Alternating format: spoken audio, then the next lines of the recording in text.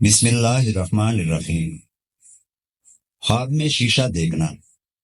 حضرت ابن سیرین رحمۃ اللہ علیہ فرماتے ہیں کہ خواب میں آئینہ دیکھنا ولایت اور مرتبہ ہے، اور اگر دیکھے کہ اس کے پاس آئینہ ہے یا اس نے کسی کو دیا ہے تو دلیل ہے کہ آئینہ کی بڑائی کے اندازے پر قدر اور مرتبہ، ولایت اور نعمت پائے گا۔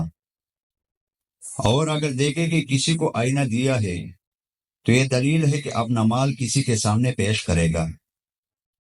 اور اگر دیکھے کہ چاندی کے شیشے میں اپنا چہرہ دیکھتا ہے تو یہ دلیل ہے کہ اپنے مرتبے اور عزت کو نفرت کی نگاہ سے دیکھے گا، کیونکہ تعبیر بیان کرنے والے چاندی کے شیشے کو برا خیال کرتے ہیں۔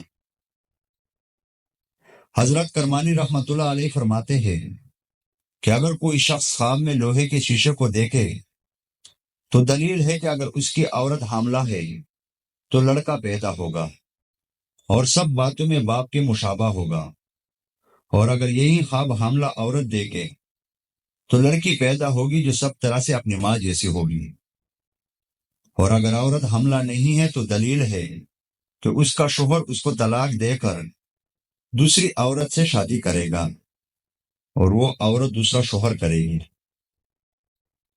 اور اگر لڑکا خواب میں شیشہ دیکھے تو دلیل ہے کہ اس کا اور بھائی پیدا ہوگا۔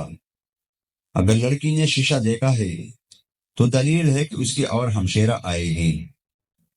اور حاکم یا بادشاہ شیشہ دیکھے تو معزول ہوگا اور حکومت اس کے ہاتھ سے نکل کر کسی اور کو ملے گی جو اس کے جائے نشین ہو جائے گا۔